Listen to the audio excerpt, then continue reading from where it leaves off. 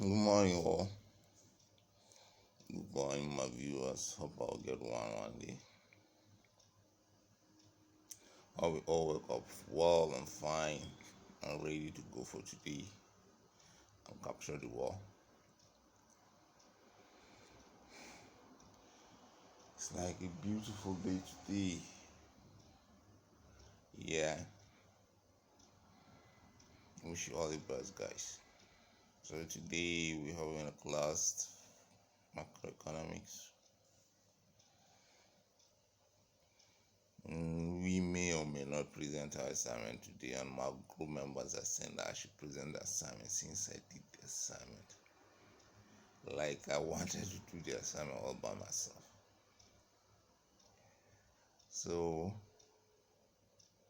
okay, let me use this my medium to present the assignment to you first and see how I do.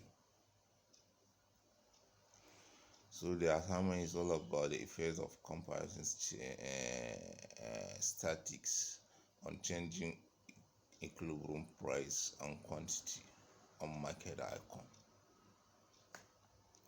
So we begin by saying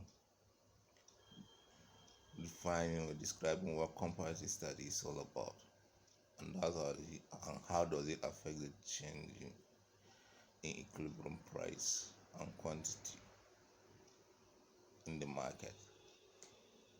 So comparative statistics is a tool used to predict the effect of exogenous variable on market outcome.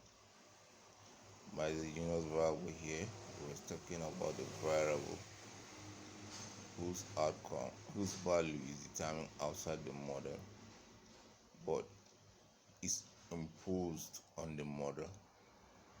In contrast, an exogenous variable is a variable whose value is determined by the model. So we can say that an exogenous variable can be an independent variable. For example, your salary is an exogenous variable. The consumption you do and the savings you do with your salary can be described as an endogenous variable. So your salary will be outside the model, while your consumption and saving will be within the model structure, if you understand what I mean. So exogenous variable will shift either the market demand curve, for example, health benefit of consuming a certain product. So if there is news that consuming a certain product is bad for your health or either good for your health, it will shift the market demand curve leftward or rightward, that is outward or inward, depending on the event, or shift the market supply curve. For example, weather effect on the crop.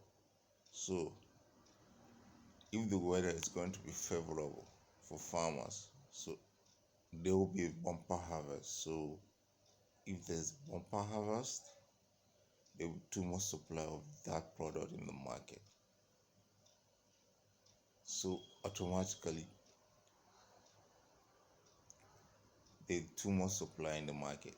It either shifts the supply curve, or if there will be bad weather, there will not be too much harvest. There won't be a bumper harvest that year, so there will be less supply of that product. So definitely shift the supply curve. And by market outcome here, we're talking about equilibrium price and equilibrium quantity. We all know that price is determined by the forces in the market, that is demand and supply. Where demand equals supply, prices are being set, hence determining the market equilibrium. So in general, comparative studies is a comparison of market equilibrium before and after a change in exogenous variable.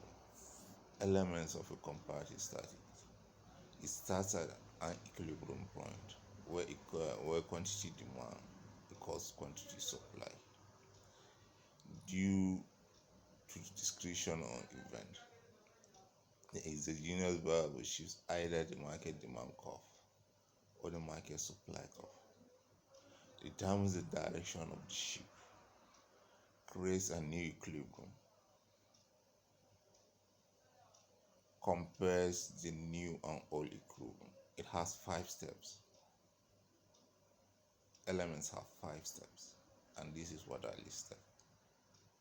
So that's how comparative statics leads to changing equilibrium quantity or supply in the market due to the effect caused by exogenous variable, that is a change in exogenous variable.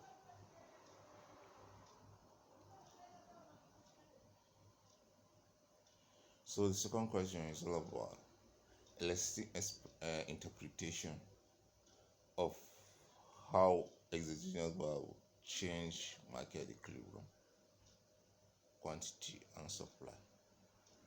So we all know that elasticity is the degree of change in either quantity supply or quantity demand due to the change in price, because price is a function of either quantity, either demand or supply. So by this graph pictured here, you get to understand how changes in price will affect demand and supply respectively. So a change in demand will leave the demand curve shift inward or outward on the supply curve, thereby creating an equilibrium point on the supply curve, depending on the events that happen. For example, health effects of consuming a certain product will shift the demand curve inward or outward. If consuming a certain good is beneficial for your health, consumers will buy more of that goods, thereby making the demand curve shift outward. And by shifting outward, you're creating a new equilibrium point on the supply curve. If consuming a certain is bad for your health, the demand curve will shift inward on a stationary supply curve. In essence, creating a new equilibrium point. On side of supply,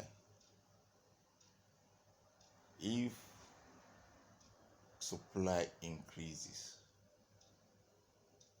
all things being constant, the supply curve will shift on the demand curve inward or outward, depending on how much supply a producer is willing to supply in the market. And it can be caused by the exogenous variable like weather, for example. When the weather is favorable and there's a bumper harvest, there will be increase in supply in the market, thereby making the supply curve shift outward on a stationary demand curve.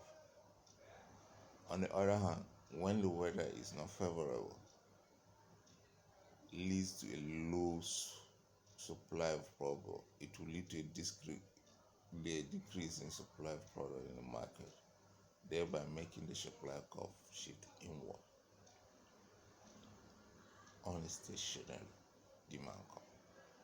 So this explains the elasticity interpretation of the effect of endogenous variable on quantity supply and quantity demand. So the final question is short run effect on the supply curve due to the shape of the demand curve. So if you look at our earlier explanation of comparative statistics, that is the effect of exogenous variable on market outcome, and see how it will affect the supply curve in the short run due to the shape of the demand curve, we understand that there will be change in prices, but not necessarily affect the supply of commodity in the market. But if you look at it on another angle, like on a more dynamic scale, like micro diamond, for example, more especially the cobweb model, we understand that supply is usually based on last year price. So let me use farmers market for example. Farmers will supply goods based on the price of last year. For example, beans in the market now. Farmers will produce more beans when the price of beans last year is high. So production is based on the price of last year. Last year, for example, movie here, the price of beans was low. So farmers were discouraged to produce more beans, which lead to the decrease of supply of beans this year in the market.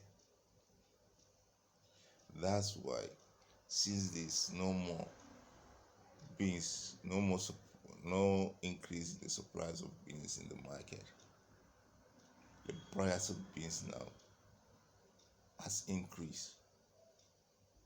So we can determine by next year the price of beans will reduce because farmers now this year will try and increase the supply of beans due to the increase in the price of beans this year. So when there's too much supply of beans next year, there will be too much competition in the market, thereby leading to the fall of beans next year. That is, if we predict the price of beans next year. So that's how it continues. So we have the convergent and the divergent cobweb model. The divergent cobweb model is where the supply demand curve is elastic than the supply curve, thereby making the cobweb curve diverge, trend away from the equilibrium due to the increase of prices in the market. In the convergent form, the demand curve is more elastic,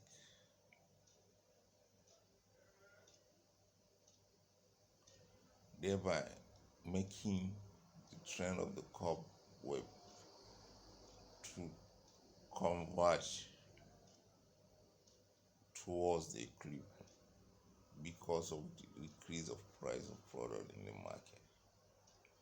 So the cobweb will trend towards the equilibrium. So let's process. In a nutshell, we're saying that the shape of the demand curve will lead to a shift in supply curve in the short run, as period of a year, like I explained with the farmers market. Either increase supply, shift the supply curve outward, or decrease supply, shift the supply upward, depending on the price of last year. So if the shape is elastic, the shift of the demand curve will be inward. If the shape is elastic, the shape of the supply curve will be outward. Thank you. So that's my assignment. I hope I did well. There's nothing much to talk about. Just keeping my fingers crossed. Hoping that all things go well today. Praying to God for guidance and protection. Praying for good health and praying for those who are sick. Wow, my presentation lasted that long. Wow. I think I need to summarize it more because I don't need to spend more than 10 minutes on a presentation. So love you guys.